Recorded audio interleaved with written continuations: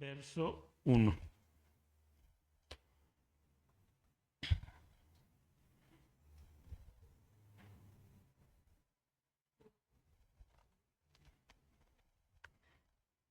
¿Lo tiene? Apocalipsis capítulo 3, verso 1. Dice así la palabra del Señor.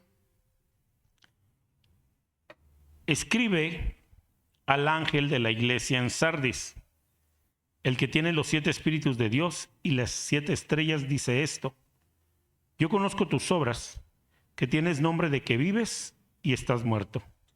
Sé vigilante y afirma las otras cosas que están para morir, porque no he hallado tus obras perfectas delante de Dios. Acuérdate pues de lo que has recibido y oído, y guárdalo y arrepiéntete. Pues si no velas, vendré sobre ti como ladrón, y no sabrás a qué hora vendré sobre ti. Pero tienes unas pocas personas en Sardis que no han manchado sus vestiduras, y andarán conmigo en vestiduras blancas, porque son dignas. El que venciere será vestido de vestiduras blancas, y no borraré su nombre del libro de la vida, y confesaré su nombre delante de mi Padre y delante de sus ángeles. El que tiene oído, oiga lo que el Espíritu dice a las iglesias. Amén. Recuerde que estamos analizando estas iglesias como tipo de iglesia. Y yo le decía en una reunión, cuando hablamos de tipo de iglesia, sí nos referimos a los diferentes tipos de congregación. Y también le decía, una congregación no es algo que no tiene cuerpo, no es algo que no es una imagen en nuestra mente. La congregación la componemos nosotros. Y cuando hablamos de que ejemplifica un tipo de congregación, es porque también ejemplifica un tipo de persona, un tipo de creyente. Amén. Dice, escribe al ángel de la iglesia de Sardis. Sardis es una iglesia, o el nombre de esta ciudad, Sardis, es un nombre llamativo porque hasta el día de hoy, a ciencia cierta, los historiadores y los antropólogos no se ponen de acuerdo en el significado de esta palabra y de dónde viene. No se ponen de acuerdo. Algunos dicen que significa algo así como luz o esplendor. Otros dicen que significa como problemas o situaciones difíciles. Entonces es muy diferente una cosa que otra y no se ponen de acuerdo. Todo lo que la Escritura nos enseña tiene un cómo y un porqué. La iglesia de Sardis, o más bien la ciudad de Sardis, era una ciudad donde había mucho dinero. Era un lugar donde las personas iban para hacer dinero fácil. Es decir, había muchos negocios, muchas formas de emprender. Había mucha gente con muchas necesidades. Era una ciudad grande. Así que era una ciudad donde la gente iba a hacer dinero. Pero también era una ciudad sumergida en la idolatría o la perversión. Yo les he hablado aquí varias veces de diferentes ciudades donde la adoración a sus dioses tenía que ver con cuestiones sexuales. Bueno, en Sardis todo esto era todavía más complejo y más profundo. De tal forma que para darle adoración a sus dioses, sí o sí tenía que ver con perversión. Sardis es una ciudad corrompida. Estamos hablando de la ciudad, no de la iglesia. Pero recuerde que esa iglesia la forman personas que vienen de esa ciudad. Así que cuando hablamos de la ciudad de Aguascalientes, es diferente hablar de la iglesia de Aguascalientes. Pero como la iglesia de Aguascalientes la componen personas de Aguascalientes, y cuando no hay una regeneración y una transformación y una metamorfosis, traemos las costumbres del mundo a la iglesia y la iglesia empieza a tomar un perfil igual al que tiene la ciudad. Por ejemplo, en Aguascalientes, yo les he dicho a algunos que me preguntan, ¿cuál es uno de los problemas de la iglesia en Aguascalientes? Es que la iglesia en Aguascalientes es muy presuntuosa. Aguascalientes, la ciudad de Aguascalientes, se sienten mucho. Es una ciudad bonita, es una ciudad de estado. Mire, en otros estados usted para hacer algún trámite tiene que ir a la capital del estado y tiene que viajar en camión 2 horas, 3 horas para llegar a la capital. Aguascalientes es una ciudad, una pequeña ciudad de estado muy noble. Aquí la gente puede acceder a programas, a situaciones, a cosas. Es una ciudad limpia, una ciudad con muchos premios y reconocimientos. Y la ciudad, la sociedad en general en Aguascalientes tiene este sentimiento de superioridad. Bueno, ese es el mismo problema que tiene la iglesia en Aguascalientes. Se sienten suficientes y sienten como que ya la hicieron y sienten como que no son igual que otras iglesias. Es algo ahí medio extraño. Bueno, Sardis era este tipo de ciudad. Sardis tenía mucha vida o daba una imagen de mucha vida, pero espiritualmente era solo muerte. Por eso es que el Señor está eligiendo esta iglesia para enviar esta carta. Él dice, el que tiene los 7 espíritus de Dios y las 7 estrellas, dice esto. ¿Cuál es la forma en que Jesús se revela a este tipo de iglesia? Bueno, Jesús se revela como el que lo conoce todo, el que lo sabe todo, el que tiene los 7 espíritus de Dios. Habla de omnisciencia y de revelación.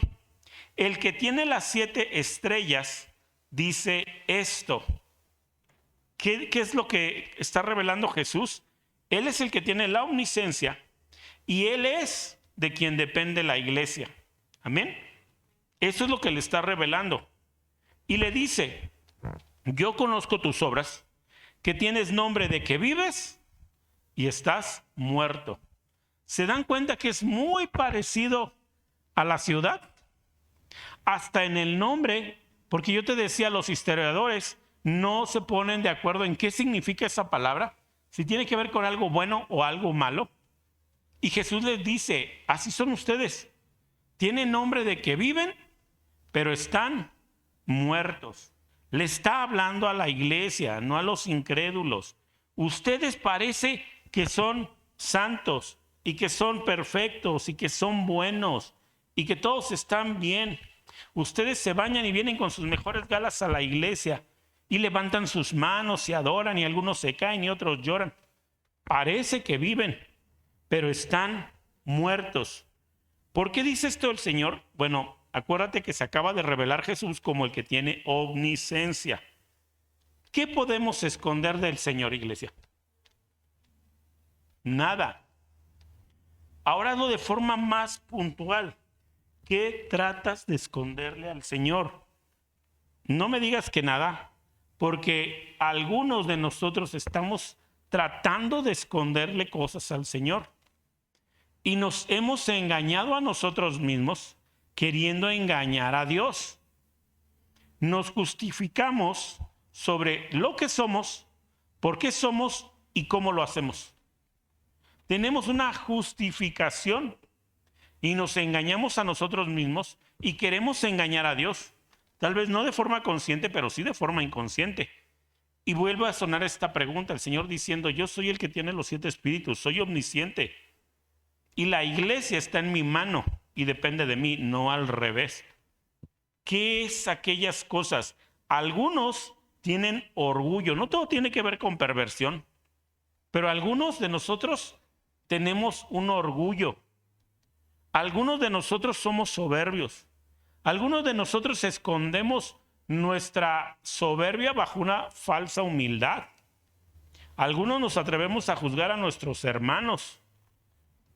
Algunos tenemos la boca muy suelta y hablamos sin saber y sin conocer y sin entender. ¿A quién engañas? Te engañas a ti mismo. Engañarás a los demás, pero a Dios no lo engañamos. De tal forma que Él puede venir y decirnos, yo conozco tus obras. Y cuando Jesús se pone delante de la iglesia, que somos nosotros, estamos desnudos ante Dios. Estamos desnudos ante Él. Y Él nos está viendo. Y Él ve el pecado y la justificación. Y Él dice, delante de mí no te puedes justificar. Él ve lo que otros no ven. Él ve tus intenciones ocultas.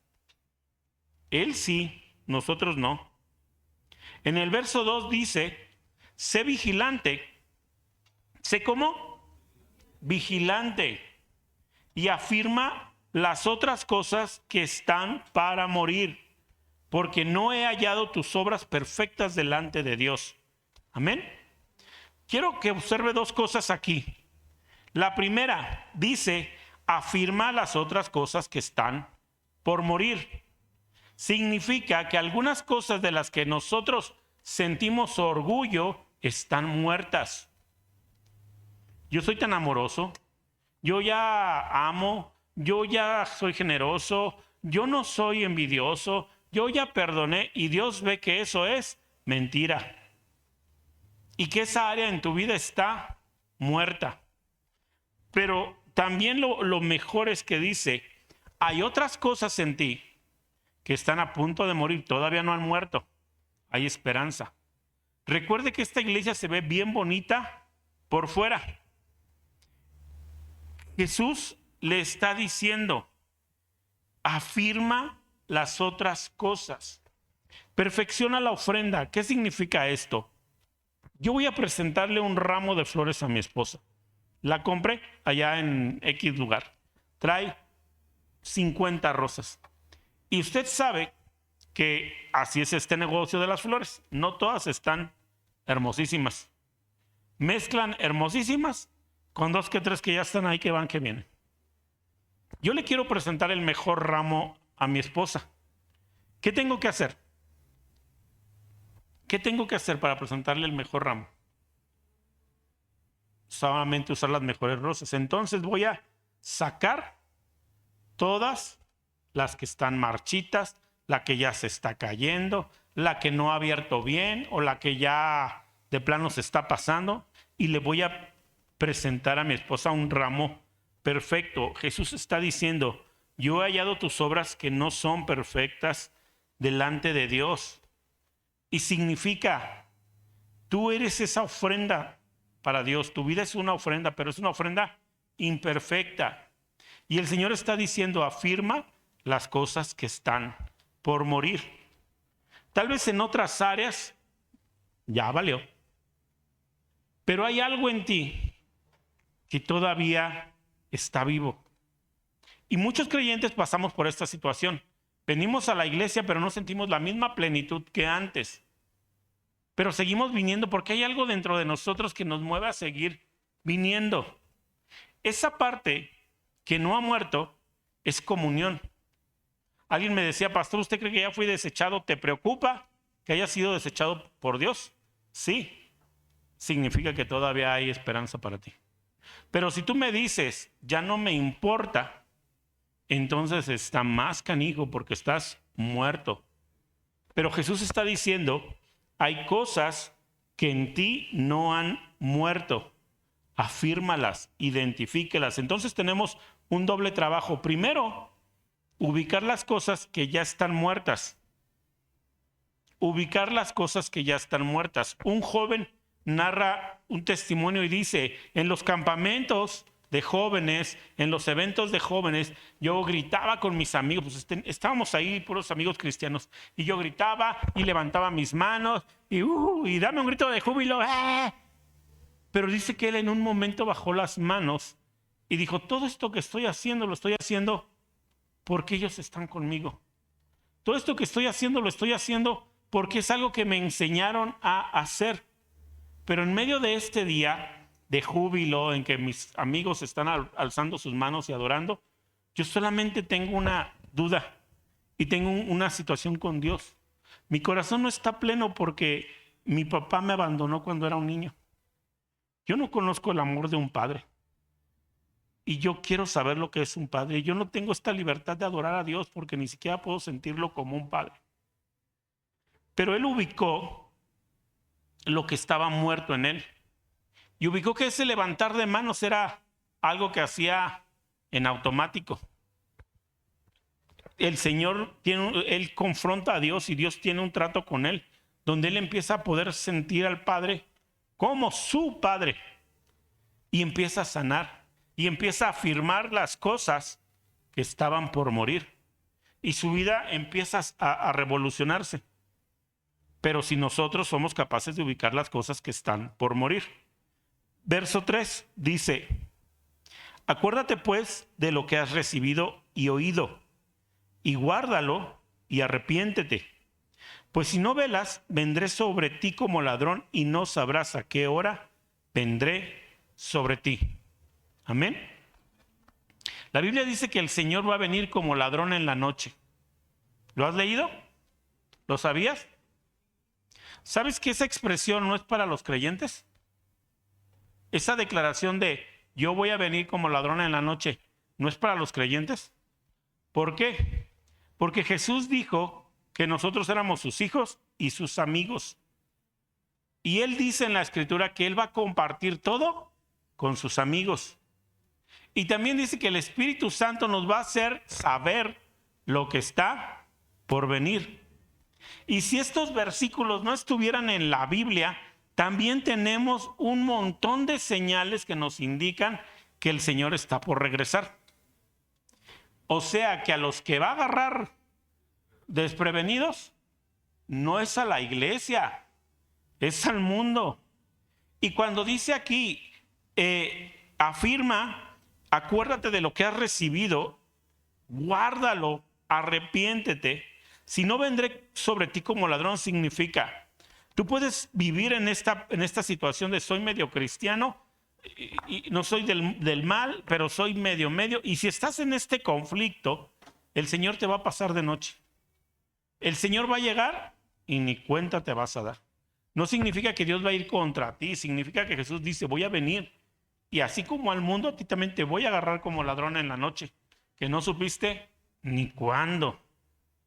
De repente, vine y ni cuenta te diste. Arrepiéntete, que es un llamado que va a hacer a todas las iglesias. Arrepiéntete. Es algo que tenemos que hacer. Arrepiéntete nos habla de hacer un ejercicio mental. Arrepiéntete trata de recuerda, piensa y decide. Amén. Recuerda, la ignorancia y las buenas intenciones jamás van a ser un justificante delante de Dios. Jamás. No podemos excusarnos en esas cosas.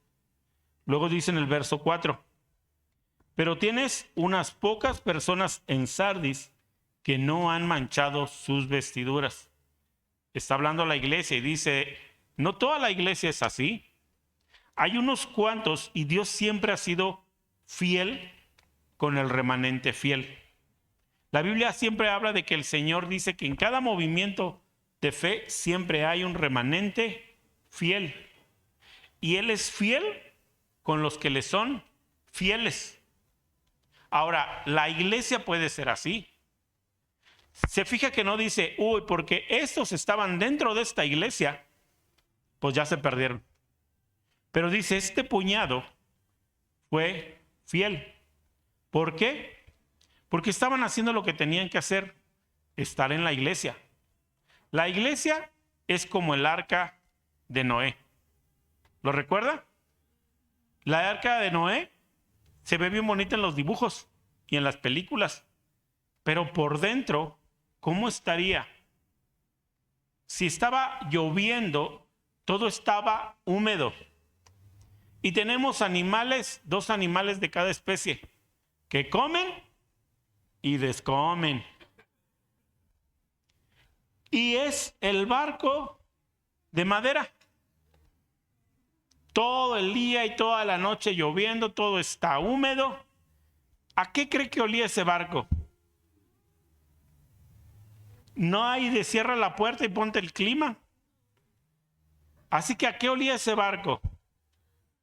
Y si no fuera suficiente, ahí va Noé con sus hijos y las esposas de sus hijos. O sea que las mujeres de sus hijos se la pasaron todo eso aparte de con la suegra. Pero ¿sabes qué es lo sorprendente? Que aunque ese barco era lo que era, si te salías de ese barco, te morías. La iglesia es como el arca de Noé.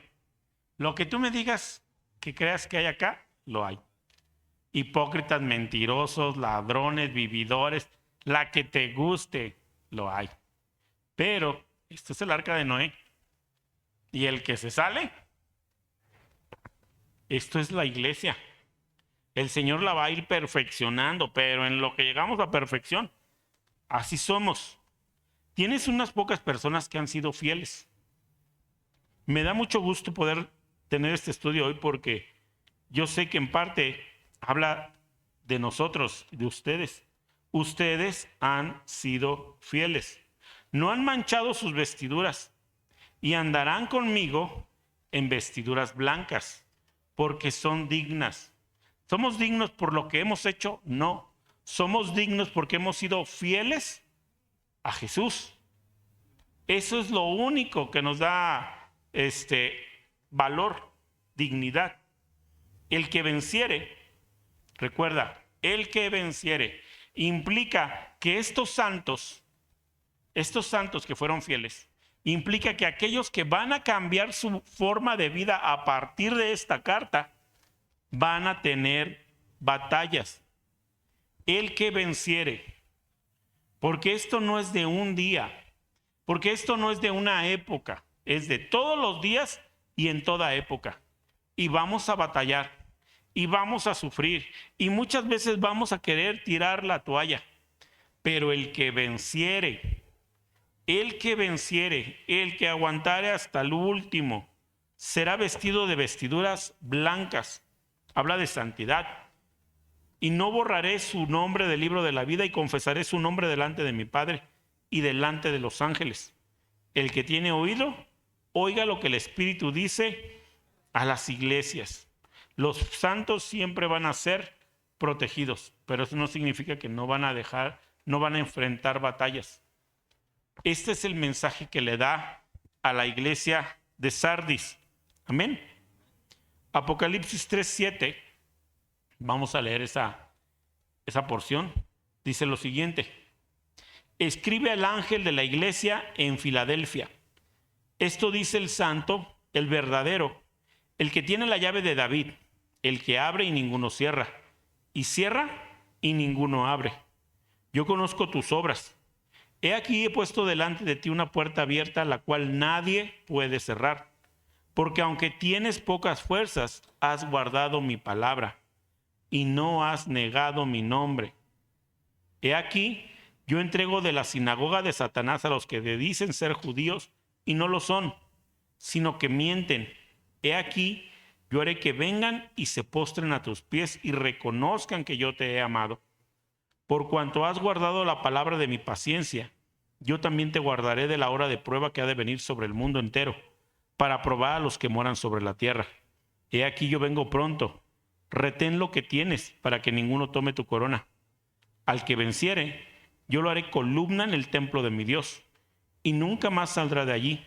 Y escribiré sobre el nombre de mi Dios y el nombre de la ciudad de mi Dios, la nueva Jerusalén, la cual desciende del cielo de mi Dios, y mi nombre nuevo. El que tiene oído, oiga lo que el Espíritu dice a las iglesias. Amén. ¿Qué es lo que está hablando el Señor Jesucristo a la iglesia? Bueno, primero, esta carta es enviada ¿a cuál iglesia? Filadelfia. Filadelfia significa el amor de los hermanos. Eso significa Filadelfia. La iglesia de Filadelfia está en la ciudad de Filadelfia. ¿Cómo era esa ciudad?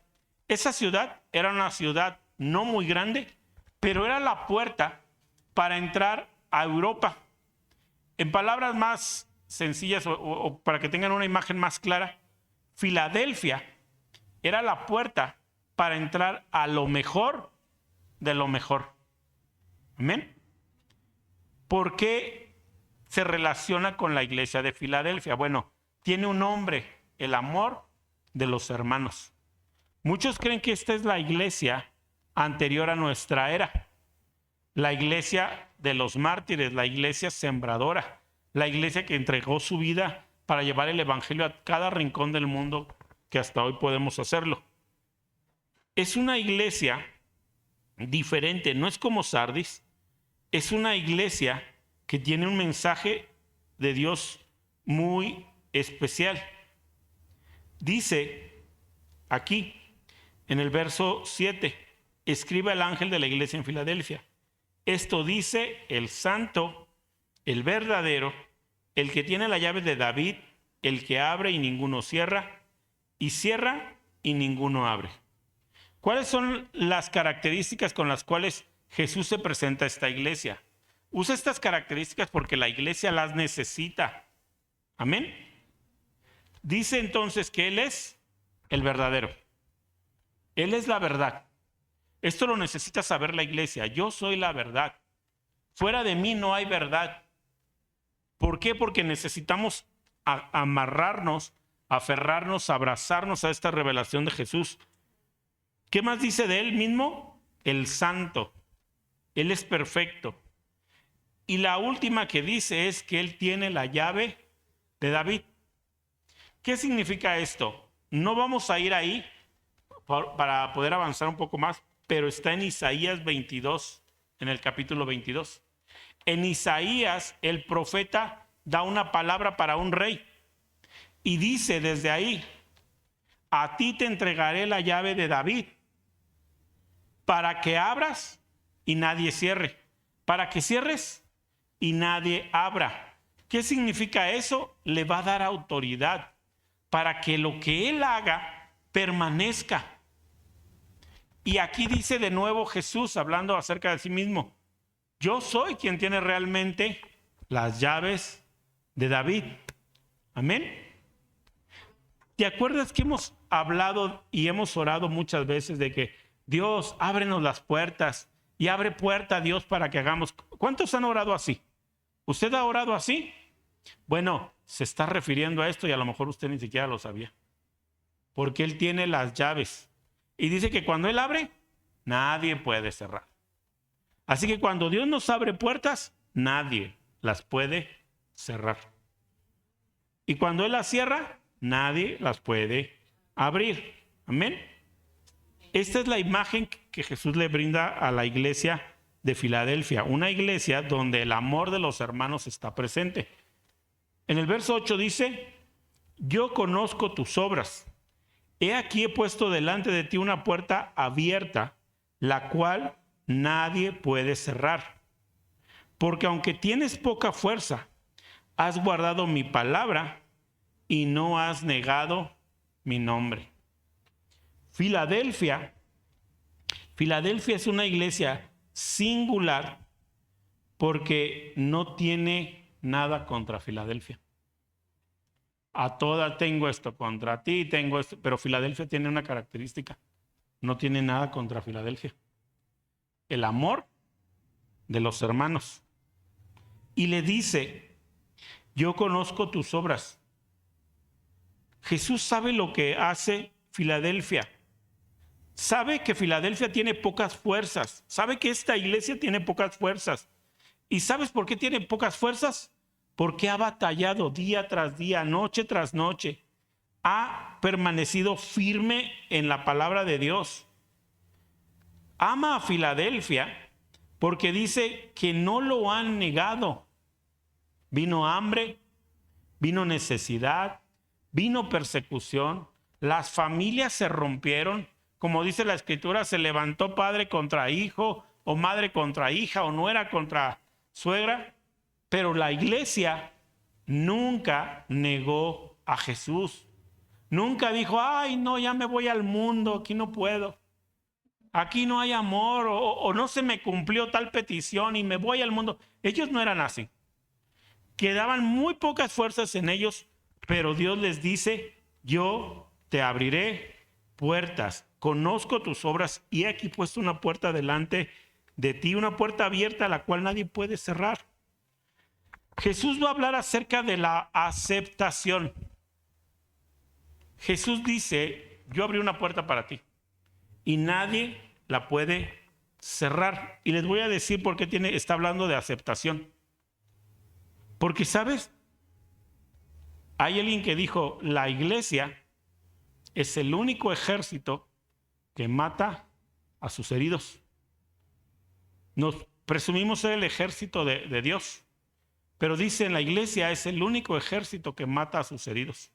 Si alguien falla, si alguien cae, si alguien peca, en lugar de que la iglesia busque restaurarlo o bendecirlo, lo remata en el piso. A la iglesia le encanta hacer leña del árbol caído.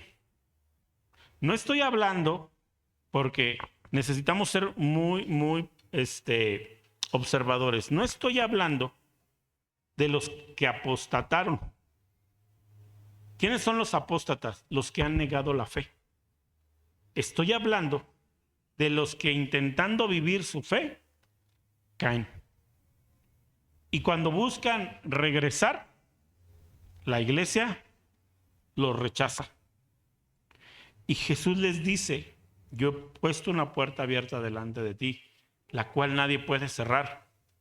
No la puede cerrar nadie, porque la iglesia ha rechazado a la gente que está firme en Filadelfia.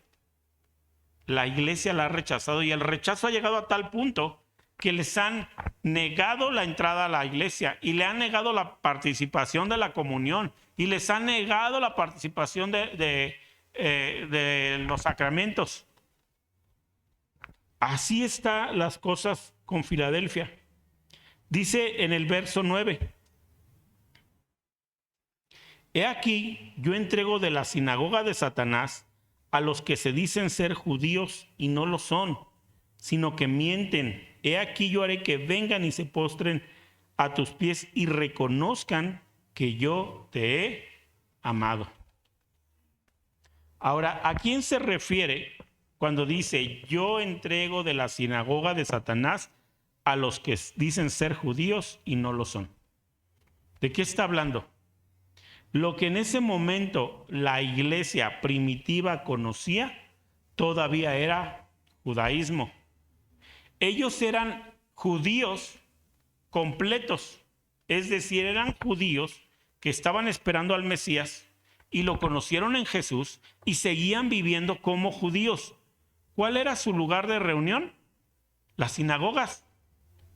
Y las sinagogas las tenían como los centros de enseñanza.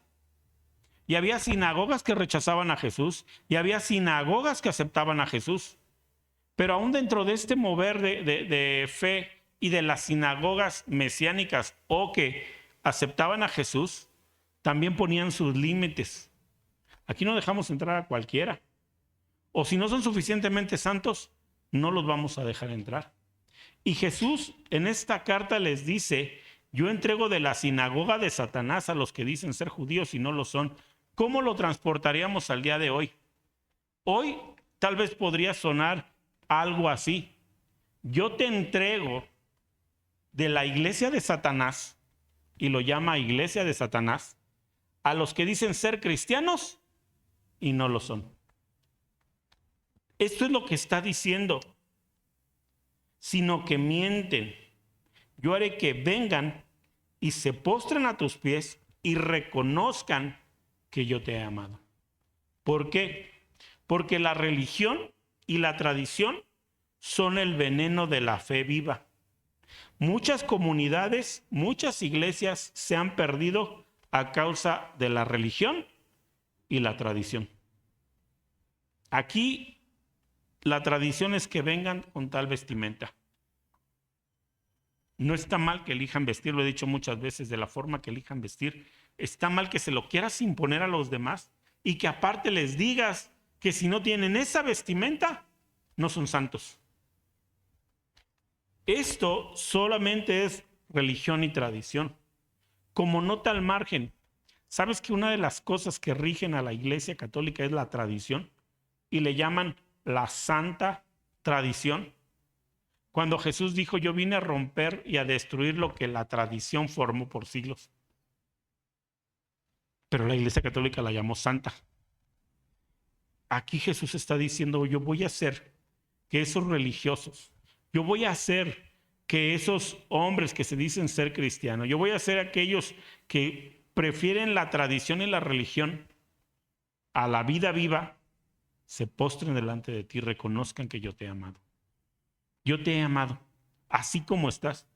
Te ven como chiva loca, si quieren. Pero yo te he amado. Y ellos con toda su religión no han podido conectar conmigo. Eso es lo que le está hablando ¿a quién? A Filadelfia. Dice en el verso 10, por cuanto has guardado la palabra de mi paciencia, yo también te guardaré de la hora de la prueba que ha de venir sobre el mundo entero, para probar a los que moran sobre esta tierra. Dios va a probar todo. Lo va a probar a usted, me va a probar a mí, va a probar sus obras, va a probar mis obras. Dios lo va a probar todo. Dios lo va a probar y Dios utiliza diferentes formas para probar. Y viene un espíritu de engaño a la tierra que va a probar a los hombres. Viene un nuevo movimiento, una nueva religión, una nueva fe, una nueva forma de interpretar y ver la escritura. Ya no tarda mucho. Viene una nueva forma y viene un gran engaño. Y esa forma va a ser la forma en que se va a probar a muchos. Se va a probar a muchos. Porque todos van a decir que es correcto. Porque todos la van a seguir. Porque todos van a aceptar esta nueva reinterpretación de las escrituras. Porque todas las religiones se van a unificar. Viene un momento de prueba, pero yo te guardaré en el día de la prueba, dice el Señor. Todo va a ser probado. Y ¿sabes? No debería ser problemático. O sea, el que nos digan que vamos a ser probados no debería de causarnos problema. Cuando un maestro anuncia un examen, ahí están los niños, los jóvenes temblando por el examen. ¿Por qué tiemblan? ¿Por qué se preocupa? ¿Qué no se supone que han pasado 6 meses o 3 meses o un año estudiando? Y que es su forma de que ya lo conocen, ya saben por qué tiemblan. Así, cuando nosotros nos habla Jesús de la prueba, no te preocupes, no tiembles. Se supone que has vivido toda tu vida en integridad. ¿Por qué te preocupas? Viene una prueba para el mundo, pero nosotros seremos sacados de esa prueba. En el verso 11 dice, he aquí yo vengo pronto. Retén lo que tienes para que ninguno tome tu corona. Fíjate que la iglesia de Filadelfia puede llegar a caer después de esta carta en decir, somos los chidos, lo estamos haciendo bien. Y Jesús dice, no, espérate. Cuando estamos más en peligro es cuando las cosas están sucediendo mejor. ¿Por qué? Porque nos descuidamos. Cuando estamos más en peligro, mira, cuando sabemos que estamos luchando, estamos orando, pero cuando sentimos que todo está bien es cuando más estamos en peligro. Dejamos de orar, dejamos de leer, dejamos de tener comunión, dejamos de cuidar ciertos aspectos de nuestras vidas, nos permitimos ciertas cosas. Pues si yo soy bien santo, ni modo que vaya a caer, y caen.